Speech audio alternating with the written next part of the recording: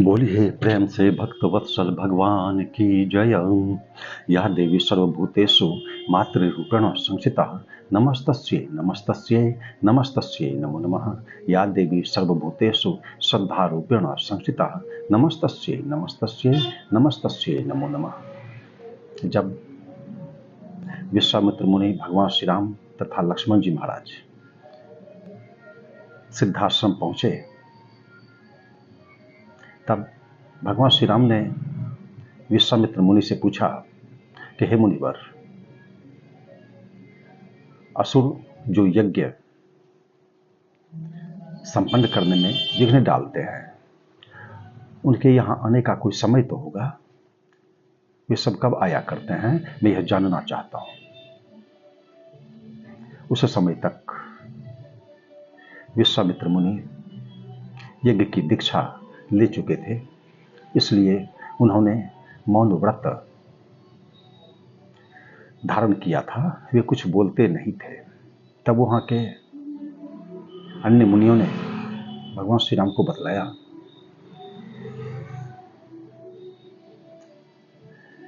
कि महर्षि विश्वामित्र ने यज्ञ की दीक्षा ले ली है, इसलिए उन्होंने मौन व्रत धारण किया है, अभी कुछ बोलेंगे नहीं। लेकिन हम लोग कह रहे हैं कि आप दोनों भाई 6 दिन तथा 6 रात्रियों तक सावधानी पूर्वक यज्ञ की रक्षा करते रहे। यह सुनकर भगवान श्री राम ने लक्ष्मण के साथ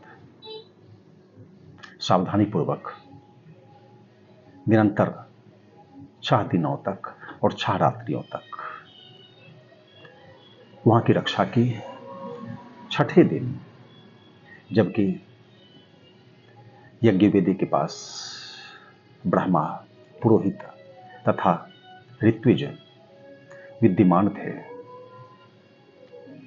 यकायक वेदी प्रज्वलित हो गई, जो कि असुरों के अत्याचार का सूचक था।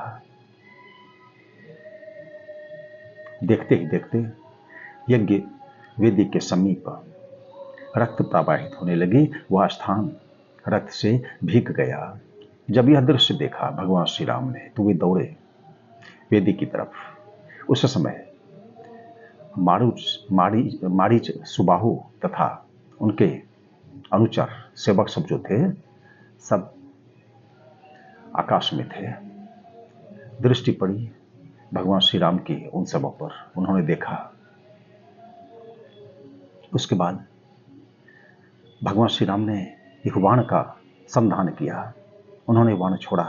वह बाण मारीच के वक्ष स्थल पर जा लगा और वह मारीच के लिए प्राणघातक नहीं हुआ, बल्कि उस बाण ने वहां से 100 योजन दूर समुद्र में जाकर मारीच को गिरा दिया।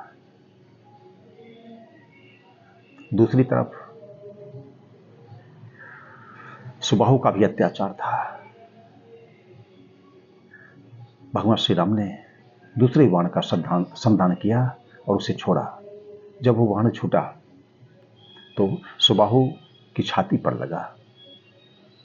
सुबाहु के लिए वह प्राणघातक हुआ।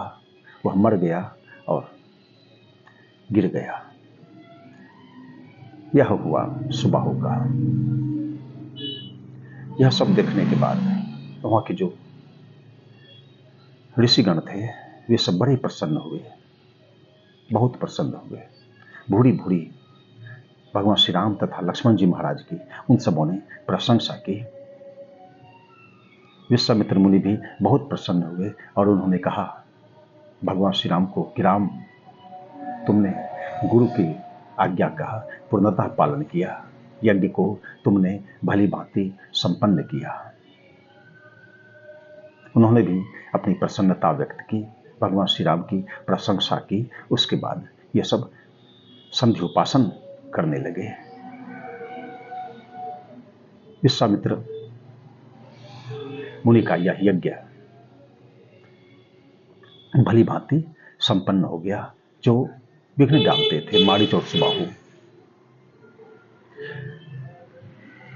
सुबाहु का तो वध ही हो गया और मारीच 100 योजन दूर जाकर समुद्र में गिरा।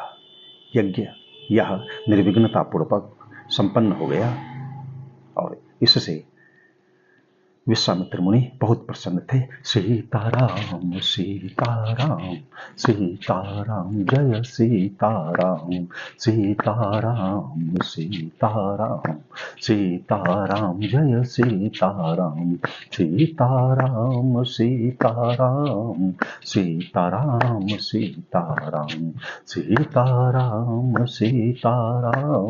सीताराम सीताराम सीताराम सीताराम सीताराम जय सीताराम सीताराम सीताराम सीताराम जय सीताराम।